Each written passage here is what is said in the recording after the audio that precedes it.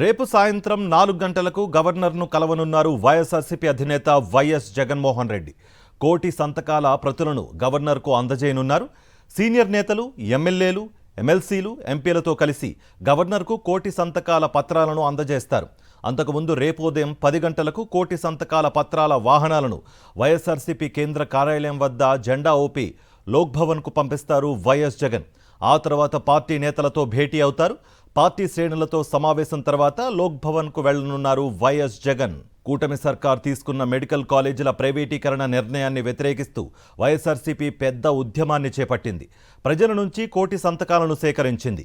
ఈ కార్యక్రమం అంచనాలకు మించి సూపర్ సక్సెస్ అయింది. వైఎస్ఆర్సీపీ శ్రేణులే కాదు, యావత్ ఏపీ ప్రజానీకం కోటి సంతకాల సేకరణ కార్యక్రమంలో పాల్గొంది. చిన్న పెద్ద, ముసలి ముతక అనే తేడా లేకుండా కూటమి సర్కార్ నిర్ణయానికి వ్యతిరేకంగా గళం విప్పారు.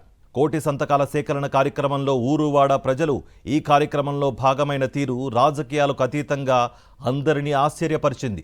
అక్టోబర్ 10వ తేదీ నుంచి ఇప్పటి వరకు సేకరించిన సంతకాల ప్రతులను ఆయా జిల్లా కేంద్రాలకు తరలించి అక్కడి నుంచి తాడేపల్లిలోని వైఎస్ఆర్సీపీ ప్రధాన కార్యాలయానికి తీసుకువచ్చారు.